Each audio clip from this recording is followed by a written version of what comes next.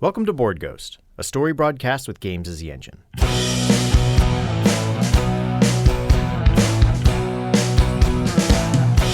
If living is a highway, then heaven is a bus stop.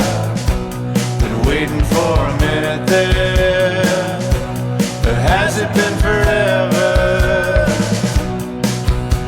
'Cause dying don't agree with me, no. Dying don't agree with me, no.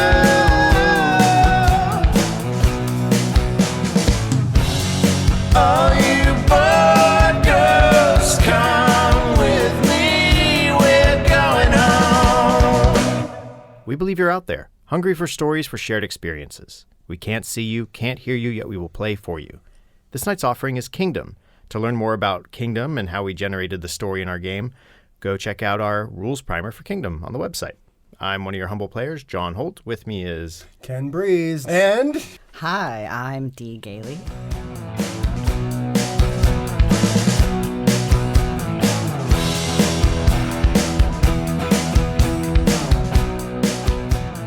The Patriarch wouldn't feel like there was anything he needed to do in the moment other than to check in with his contacts and make sure that obviously every time adventurers come, they're under constant surveillance by all the members of the Hamlet. Yep. So he would be able to know what's going on with the people and what the adventurers are doing. I'm assuming they ended up going up to their room and retiring for the night. Is the Patriarch meeting with someone specifically to find that information out, or running into someone accidentally to find some information out, or coming upon something? Where is it set?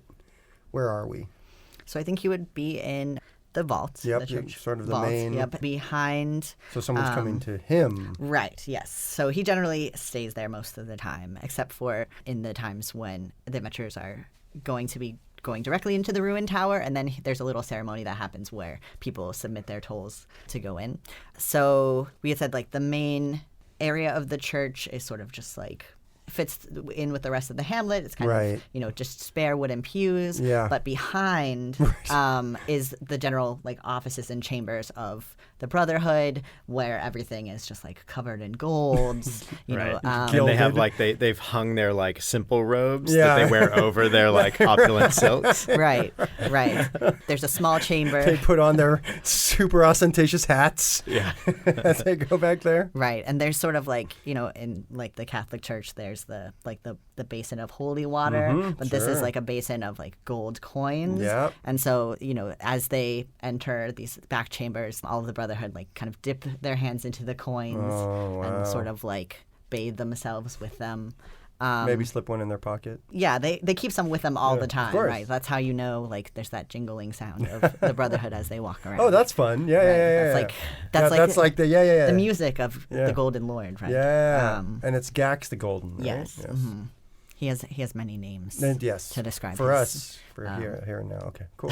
golden auspiciousness. When he's not out sitting counseling people, he'll be in his chambers, sort of meditating with the coins and reflecting.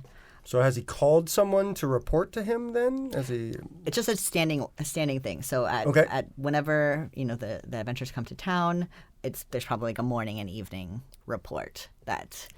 Sure. Yeah. People come to him and let him know what's going on. Right. So yeah, I guess he would kind of like be in his chambers, just meditating, and someone would come in to appraise him of the situation and what's going on. Zinnia, sent by the Alchemist Guild. Is it someone else? Is it someone who works Is specifically it another for like him? craftsman, like the right. weaponsmith? I'm the rope maker. I think Zinnia had responded pretty strongly to what was happening, and I'm not sure if she would feel that the Patriarch is someone she would reach out to. Yeah, I wonder, is it something where he kind of like it's like a certain council comes, like you have, it's the Master Alchemist and the Tavern Keeper and the Burgermeister, and everybody kind of like comes, and it's like they convene, Right. make sure everyone's on task, and then they may bring a lieutenant or something, or someone who could just give a more detailed account. And then they kind of like go back out and keep, basically it's just like team meeting before they go out and like Right. make sure they're all on message and all. And I mean, we're really talking very specifically now about the crossroads. Maybe that's what this meeting is literally about. It's like, who is this group and what are we going to do about them? Right. So is that sort of what's going on? I think that sounds good. There's the chamber room of... So the master alchemist may be there, and the weaponsmith is there, I guess. The blacksmith, who also like has an array of like ancient weapons. Yeah, you know. And they're all I dabble. And they all just might have like, fail points. Yeah, possibly. I get my dabble. But yeah, sure, I can repair that you for have like kind of key apprentices who have like sold weapons or whatever, like had interactions with them. Right, like the tavern keeper is there with the scullery maid who is kind of watching the corridors. Yeah. So it's like everyone's kind of there with their second. Perfect. Okay, so then weapons. They have bought no weapons. They seem to be well armed. Yes, and I've heard of this child. What do we know of this child? Well, I asked to look at the sword, and they said no. They won't let anyone touch it. They say only the child can wield it. This is strange. You say it was a shining sword. They had it covered up, but I heard it blinks or something like that. Isn't that right, Charlie? Yes. Well, you see, we don't have this sort of... We don't dabble in the magics, where we'll make the flash powder here and there, but this is something else. This is something we don't see often. We'll get those hedge wizards in, those flowing robed men with their incantations, but oft enough they're charlatans, Usually they're trying to bilk the fellows they're with, but, from the looks of it... From what I'm seeing, none of them but the child is touching this thing. In fact, they go out of their way to avoid touching it.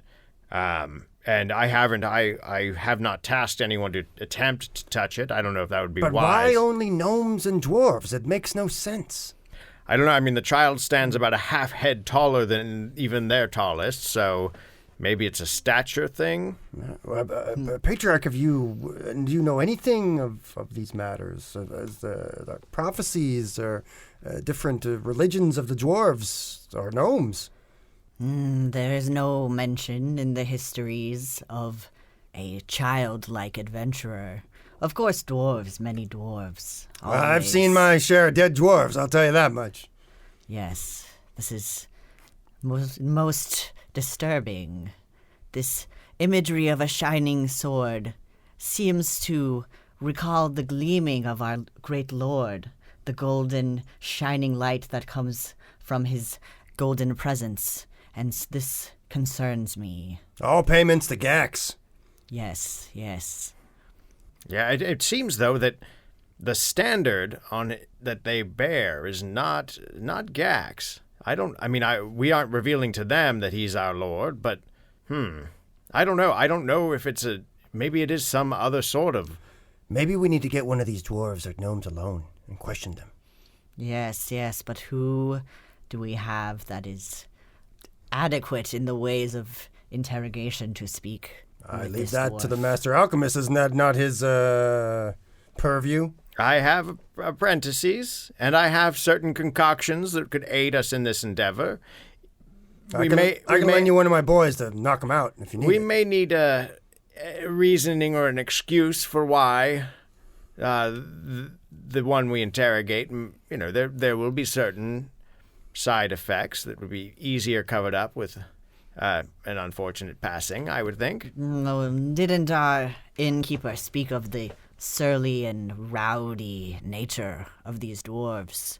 Surely it is not unforeseen that one may find himself passed out in some location and from there may be taken away and isolated from his brothers. Quite easily, I believe. Sure, yes. They also seem to be fond of the drink, and, these races can tend to be a little more lecherous and easy to drink than I would not risk it with the child, is all I'm saying. That they don't seem overtly devout in terms of I say one of the staying gnomes, clear. they're small. If we can distribute to us some of this spiked drink, And all of us will make sure to give it to them as part of their purchases, a thank you, if you will. Make sure to give it to the gnomes, and then we'll see one that we can take, perhaps. Yes, I approve of this plan. Good. So they came by and purchased some concoctions, and this is the daily outtake that I was able to get from them. All payments to Gax. All payments to Gax. Quite yes. Yes. Seems like we're there. Yeah. All right. Cool. Gonzo is back at the Swamp. Yeah, camp. at the Forager Swamp Camp. Camp. I think he's just having a seizure. I think he's having a seizure and a vision. That's sort of what we cut to with our camera, is him in his, like, shitty lean-to hovel tent, and he's just sort of on the floor, just sort of foaming. And you just see his one eye just going nuts. I think that's going to be my reaction. All right. And then what about Zinnia doing anything? Now the Master Alchemist has his task of I preparing his think poison. Zinnia was waiting outside the church for the master to come out, and they walk back together and discuss in hushed whispers certain things that he wants her to help him partake in. Perfect. What is the mechanics of the crisis? How does that work? Once we fill it out, the game basically ends. Okay. So maybe I'll just do the crossroads then. Sure. All right. Get a little closer. Yep. So this is the next day. The town basically has been outfitting the adventurers with information, with maps gear of what they can, of what they know. Yeah, sure. These are the lower levels. They've kind of gone around and talked to everybody, scouted around. They're being very careful adventurers. But they have maybe heard about us, a local band of beastmen that are in the area. Yeah. Or something that we're worried about. Little side quest. Yeah, exactly. And so Zinnia has actually been watching for any stragglers. She's been tasked to keep an eye on them, and should one of the pack fall behind, to scoop them from the pack. And she sees a gnome who has been sort of sneaking drinks all day in a flask. Yeah. While the others are kind of going about their business. He's getting drunk and more drunk, and kind of hitting on village women. Sure. And and men. Village animals. Yeah, sure. He's pretty far gone right now. And so she goes into a doorway and hikes up her tunic just a little bit to show her good ankle. Just a little bit of her good ankle. She's and twitching an ankle. Yeah. Hello, my gnome friend. And so who wants to play the gnome? Yeah. All right. Is it the gnome of the Drunky, yep. adventuring party? Yeah. Drunky lecherous gnome. What's his name? Zip. Zip. All right. Zip fiddle faddle. Master Zip. I've seen you around town. Are you part of this adventuring crew? Oh, yes. Oh, what is a fine young little lass like yourself doing out flashing ankles at strange gnomes? Oh, sir. You are too forward. But I can't resist a strong adventurer. Come back with me. And I kind of lead him back into an alley. Oh, public, eh? Oh, no. I mean, I just want to, I don't know, just a little kissing. So that's what they all say. And he starts groping around on her. So as he's kind of groping around, she takes the butt of her knife and just kind of knocks him on the head. Doink. And he drops like a sack. She rolled pretty well. Yeah, what kind of adventure is this? Yeah, well, he was already well into it. So she's actually pulls a sack out. And pulls the gnome sack out? Stuff him into it. And that's when, and he's she's just getting his last, shoves a shoe that had a boot that had fallen off into the bag and is tying it up when her mother comes around, walks past the alley and, rolls a perception check and sees her daughter of course down the way. Zinnia, what and are you... She's carrying a bushel of potatoes. Yeah, Zinnia, what are you doing in the alley? What is that? Mother, this is... The alchemist wanted me to gather these herbs. You're on the work of the alchemist? I did not mean to bother you then. Mother, leave me be. You never come by. Father's been asking for you. I'll come before solstice. It's fine. I'm making potatoes tonight. I can see that. Listen, you haven't been talking to those adventurers, have you? You know I left that life a long time ago. I am of the Hamlet. These adventurers are just like any other band. They will go down. They will not come back. We may not let them go down this time. What are you saying? You... This is never... That does not seem correct. Don't we need them to go down and find more gold to bring to us? No. Yes.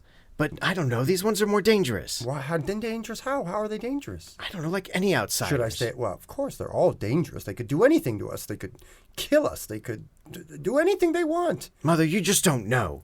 And the bag kind of squeaks and shakes. And I kick it. And she raises an eyebrow and she says, I am not just your mother. I once was the bull, a warrior. I can see you're on the errand of the alchemist.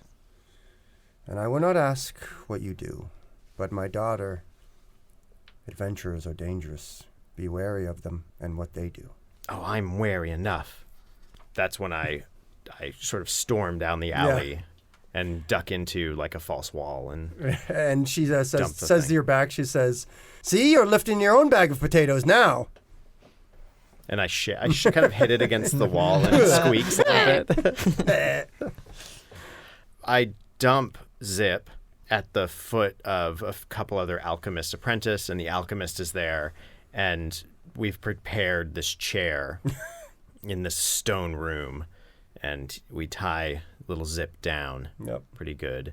There are all sorts of cruel instruments all about this place. Like, it's pretty mean. And there's an array of different potions and concoctions. Yeah, tinctures. And we affix a funnel to him and just start forcing these things down his throat. Yep.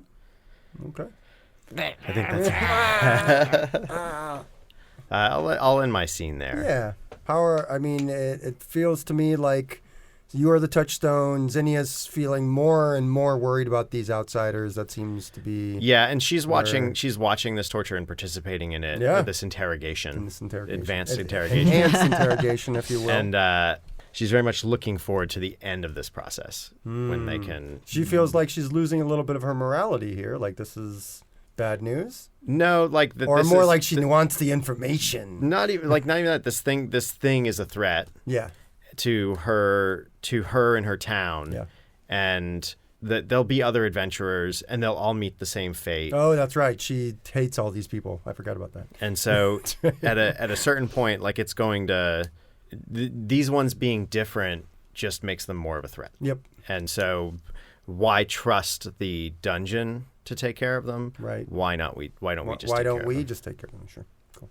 All right. I don't have any reactions for Gonzo or for anybody else at this point. The Patriarch would probably have attended this session. Oh, yeah. So he would be there. He would want to find out what this gnome knows.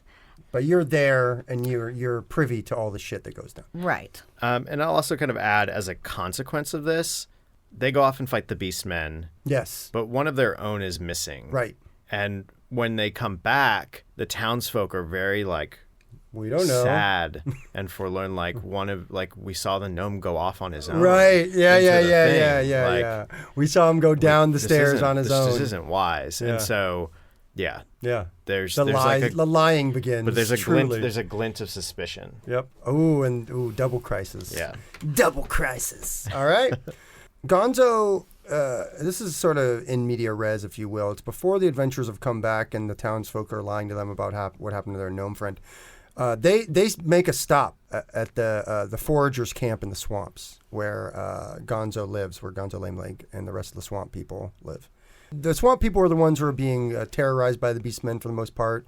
The swamp people, their settlement like shifts, like they are sort of nomadic. They're always on the swamp, obviously, but they're having to move around a lot to not get eaten or destroyed or captured or whatever. And that still does happen from time to time. Gonzo, his like one prized possession is like his old like adventuring dagger or short sword rather, let's say. No, let's say it's a pickaxe. It's an old adventuring pickaxe that he used to use. So that's what he uses to defend himself when things get dicey. Anyway, so the adventurers are showing up, and the child's there, and they recognize Gonzo from the town, which is sort of odd that they remember him.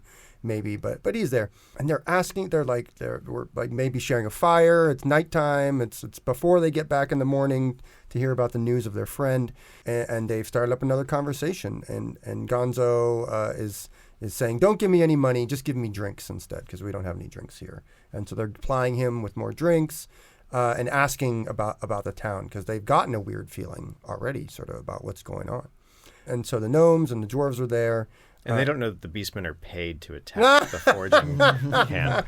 That's right. That's right. Someone in town, maybe the patriarch or who knows, the stable master pays off the beastmen every so often to cause trouble all around. Yes, exactly. And he's saying, it's a hard life on the swamp, but it's better than staying in that town. That's for sure. And he sort of looks over to one of the dwarves, I guess, that he's talking to. He says, so you guys worship this kid? Is that the idea? Oh, no, sir. Because that's how all dwarves talk. Of course. No, sir. We, the Lord of all shine things, the Lord of the bright, he's the one we worship. This kid is just a vessel of the Lord of the bright. The Lord of all shine things. And one of the other dwarves elbows that dwarf, kind of gives him a mean glare. Like, shut up! What's the worst could they do? Lord of the Bright, huh? It sounds a lot like Gaxa Golden. He's bright. They all spit. They all spit in unison. And they say, what does the child do? The child, actually pulls the sword around to the front and, clutches it close. Clutches it, yes. And they go, no, it's the antithesis, where the shine on Gax's gold comes from reflections from the Lord of all shine things. Huh? Well, Gax is simply the dark mirror to our true Lord. Oh, that's sounds bad. I was an adventurer many years ago. Oh, that would explain things. We thought you were just real unfortunate. Why are those are synonymous? I don't know. They basically go together. What I'm trying to say is, behold your future. I think not. With this one here and the sword. This kid, he doesn't know how to use a sword, does he? Oh, but they does use the sword. It's the Lord will give them the knowledge when it's needed. All right. Well, I don't know anything. I mean, good luck. But going down there, it's bad. And that's when the child speaks up. Oh. And says, "Have faith and hope, my friend. All will be well." And that's deep in his cups at this point, away from the town. Gonzo looks up at all of them and says, "You can't trust anybody around here, not even yourself." My good sir, you've had far too much passes to out. They all kind of look at each other. He just sort of, exactly, passes out and falls over. In the mud. Yeah, it's like, exactly. Yep. And I think that's the scene. All right. Reactions? Well, so, Ken, you're the yes, the perspective. Right. Yeah. So you can kind of see more consequences of things. That's right. That might happen in the crossroads, right? That's right. So I've only set one sort of thing on the crossroad right now, and I'm not going to set another, honestly, but unless... You can determine that when it comes to the decision. Yeah, I determine whether or not the prediction actually comes true once we resolve this, which is exactly what we're going to do right now, because I'm going to check that last box on our crossroad, unless anyone has any other reaction scenes that they would like to run. But as this was in media res, sort of like before they got to the town, I don't know if there is. Or Right. So I see. Yeah. The touchstone, let's see. She sees them coming back into town. Yes. And she also sees that Gonzo's with them. Oh, okay. Yeah. And that he's like, they're all kind of like brothers in arms a little Yeah, bit. Like totally. they're like mud and Beastman blood's battered. Yeah. And Gonzo's openly wearing his pick on his belt or whatever. Yeah, sure. and he's like walking with a little more like steadiness and swagger. Totally. Like he's kind of got the little bug back. The town collectively sort of grits their teeth. You know, it's adventurers returning again. And they see that like the bloodlust and the rage, like the sort of like haughtiness of conflict and The need to carouse. and the body that they dumped The gnome body. in the swamp earlier. So the body that they've like discarded. They, you know, the apprentices think back on it and put the faces like in their mind. They just imagine all the other faces, including the child and Gonzo on that body. Yeah. Oh, sweet. Yeah. They're basically stealing themselves to kill all these people. Yeah. All right. So I'm going to go ahead and, or unless there's another scene. I think just kind of building off what John said. Yeah. In the previous scene of when the torture that was happening, eventually Zip would have revealed a very similar story to what this dwarf revealed to Gonzo, right? That this child is an avatar for a heavenly... The Lord of Bright. Right, who is sort of the antithesis of everything that Gax stands for. The Patriarch, this is sort of the epitome of his fear, right? Like the drying up of money in some sort powerful adventurers who are sort of like the representation of everything that is against his religion, his secret fears. So he is definitely feeling like these adventurers need to go. Yeah, totally. Cool. They do probably need to go. But at this point, I will check off the last box on our crossroad, resolving it. So we now go into a resolution sort of phase of the game as we ask ourselves, is this the end of the game? Yeah, let's play it out. Let's do it. This is the end game. Very good. So, reading aloud the crisis. We have decided that this is the end of the game. Now that all of the crossroad has come to a head. The crossroad is, will the Hamlet allow the children of the White Sword to go below? Yes, if there's a yes and there are no consequences, yes, they just go below in terms of what's in the columns. But no, it has been foretold that should they not go down, not be allowed to go down, they go anyway. Next would be the decision, the power. You should describe for us how your character is forcing one of these results to be happening. Right. So you choose, effectively, yes or no. For Patriarch Zachariah, it's a very obvious choice that the children of the White Sword would not be allowed to go into the ruins and would instead be slaughtered for blasphemy in this town. The consequences of that remain to be seen. Right. Basically, what would happen is that at the meeting of all the heads of the houses, as they've gathered and reported, the decision would be made. Has the decision been made as they end? Like, so this is like flashing back as they re-enter the town. Well, you learned, you learned all the information from the Right. tortured gnome, from the interrogated gnome. Right, that was the Dump night that before. body, make the decision like these guys follow the direct blasphemous contravention of our deity. Right. So we got to take them out. Right. So perhaps like as they're returning to town, there might have been some sort of plan put into place Right. to meet them. Clean them out. Right.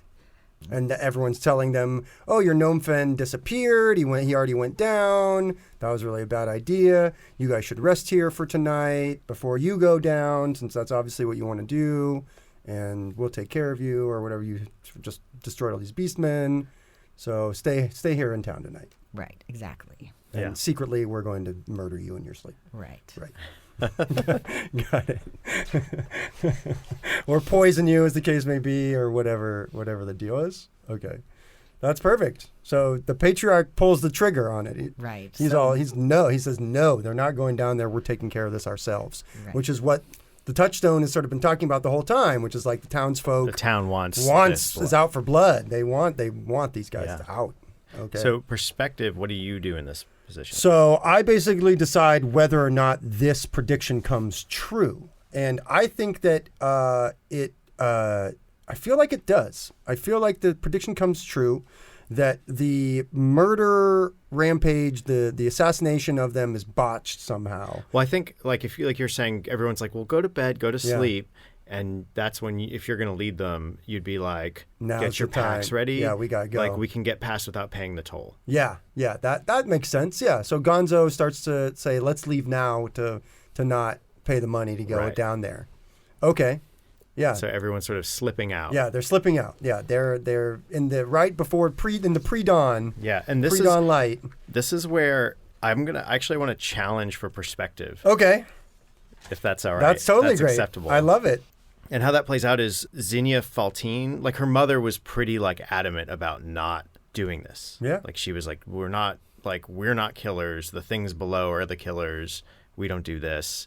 And Zinnia's like stone faced the whole time and is tasked with subduing her mother and like giving her a drop that makes her knocks her out / maybe makes her like comatose. Yeah. Kind of thing. And addle-minded.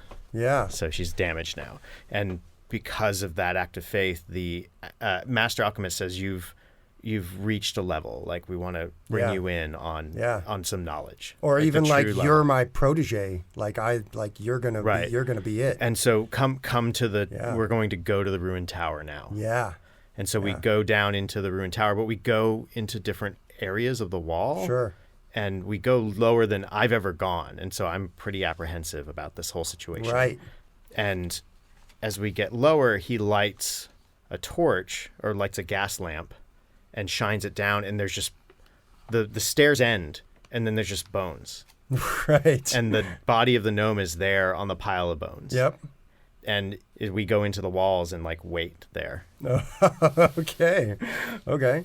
And so the knowledge he gives is that there is nothing below. Right. That it's okay. That it's all myth. Yeah, okay. That it's all basically a ruse. And that's the perspective. And so, yes. So yes, your thing that Gonzo leads them down below comes to fruition. Yeah. But what his visions are and what happened to him, he's confused about that. Mm-hmm.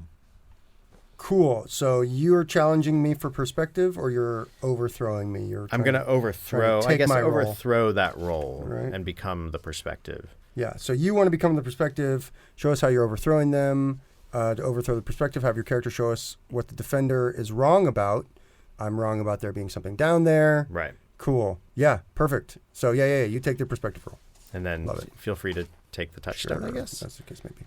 And that's it. Very, very simple, just sort of a twist on your existing thing. So you're leading these guys down. Who knows, maybe Gax's power kind of casts a glamour when you do the toll. Who knows what? Yeah. Who knows what goes on? What goes on, yeah. But the mysteries, Zinnia is given access to the deeper mysteries of the town because she was willing to take some harsher steps. Right. That makes perfect sense.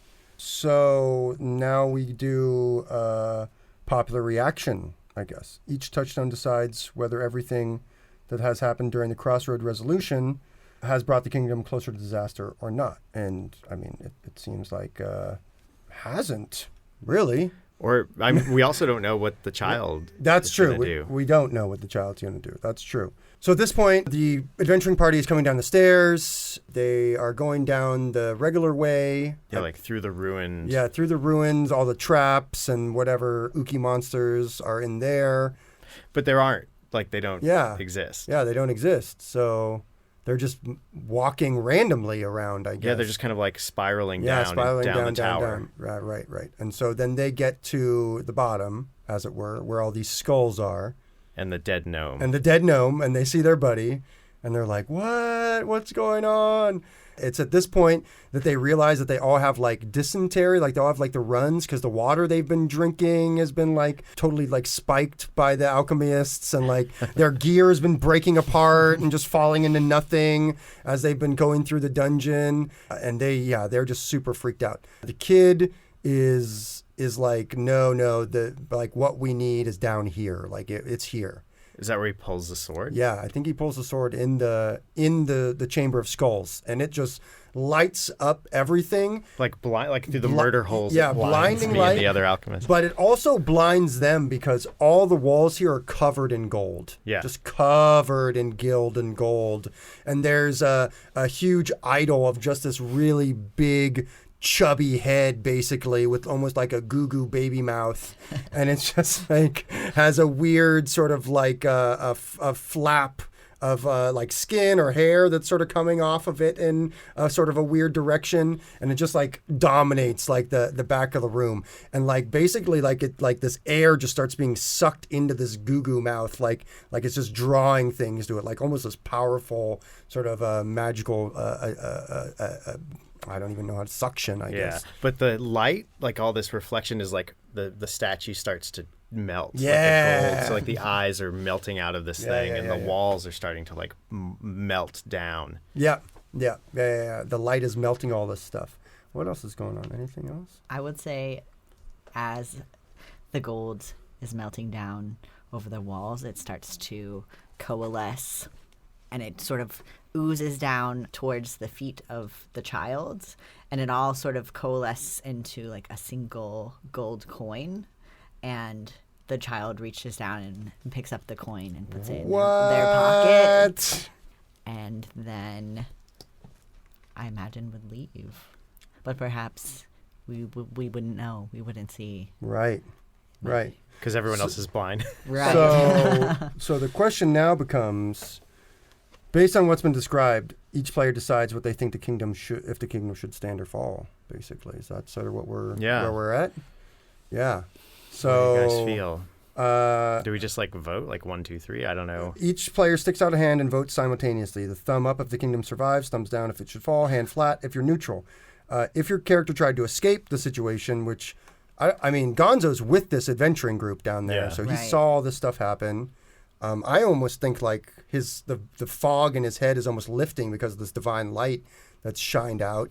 Zinnia was down there as well. Is there anything happening to her because of this experience? I'll get into what happened to her, but yeah, Perfect. I think it's nothing great. All right, well then I guess we should vote then on what's going on here.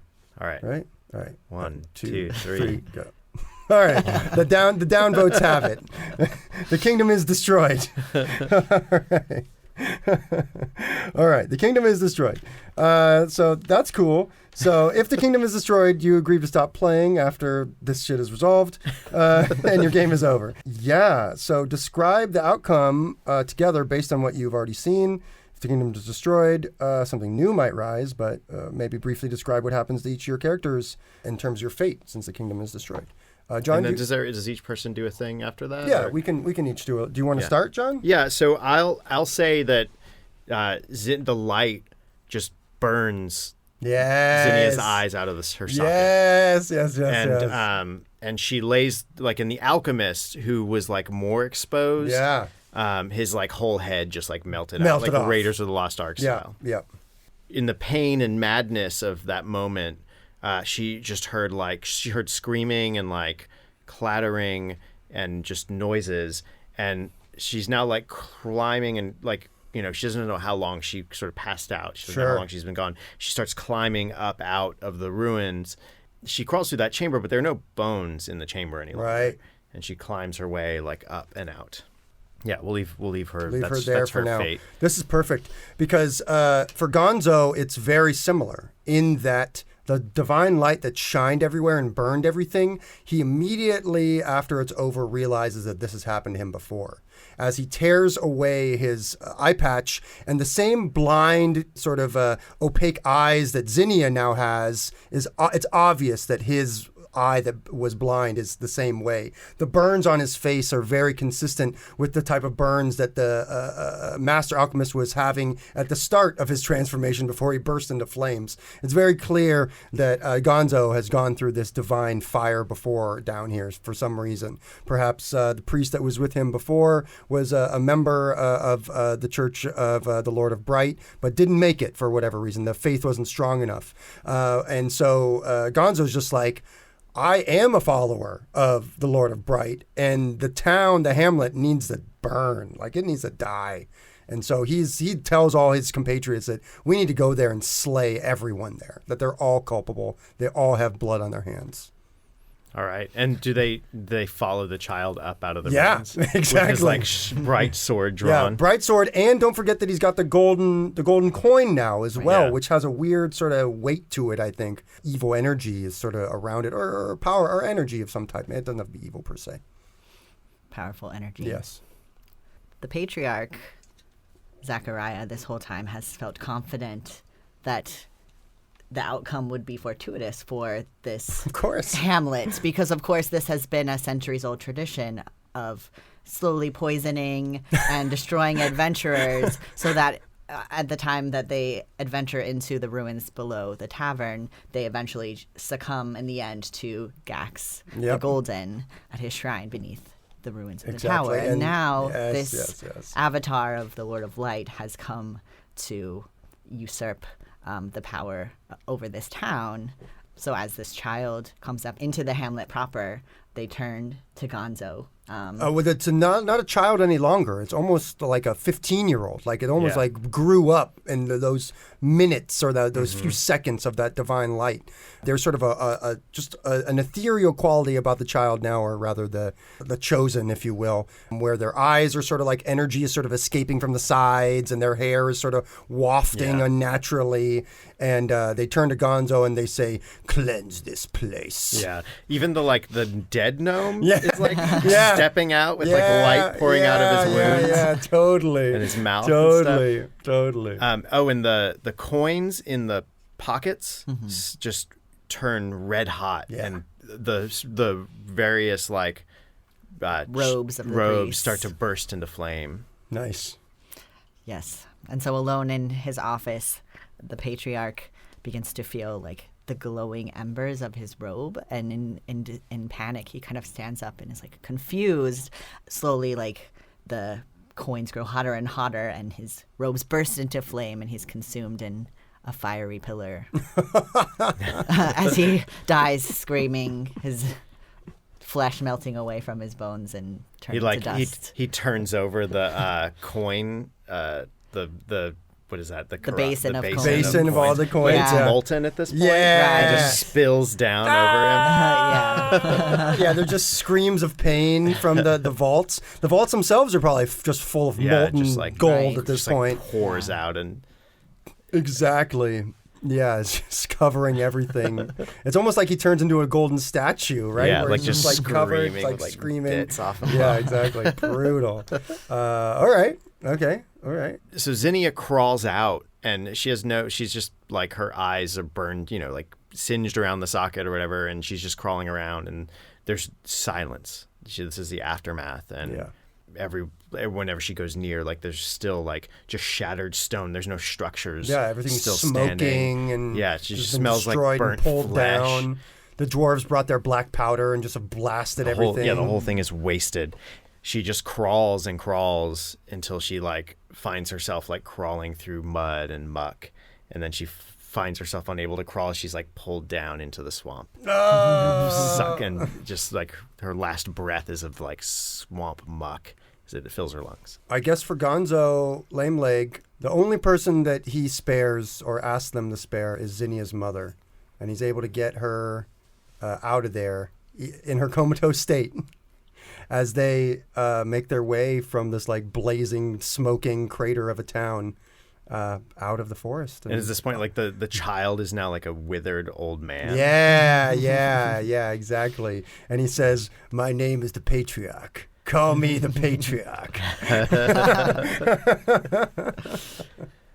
As you mentioned, like, this becomes just sort of like a wasteland. Yeah. What was the Hamlet is now gone, and so whoever was left there leaves the area, and slowly over time, like the swamp kind of starts to fill in over the desolation, and all of the melted gold from all of the church and the vault. Yes. So hundreds of years later, there's a legend of this place that exists like a sea of gold under a swamp. And over time, like adventurers begin to try and like find this place again.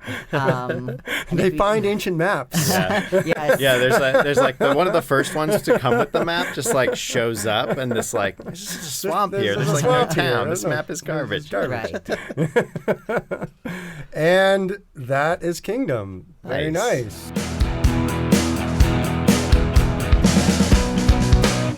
With that, our story ends. We will return again with a new tale to spin to dare to entertain. I was one of your players, John Holt. You can find me on Twitter at Lord Joho. Ken, where can people find you? You can find me, Ken Breese, on Twitter and Instagram and Google Plus and not Snapchat at Berlingsbeard, Berlings Beard. And I'm D. Gailey. You can find me on Twitter at MixNerd. That's MXNURD. And this was so awesome. Thanks for having me. D, thank you for coming fantastic. on. It was great. And it was just so lovely We'll make to a habit game of with you. it. Yeah, definitely come Awesome. back. Definitely come back. Cool. So to learn more about the players and the engine in our story, please visit boardghost.com. You can attempt to pierce the veil and contact us at BoardGhostWorld on Twitter. You can shout out through the ether if you have desires we can fulfill. Leave reviews and comments on iTunes, your preferred listening portal, and please take a moment to subscribe so you don't miss out on the latest episodes. We'd like to thank Pat Couples for our theme song and interlude music. You can find more about Pat at patcouples.tumblr.com or on his band's website, hotelsandhighways.com. If you're not alone in the void, share our stories. The more they are consumed, the truer they become.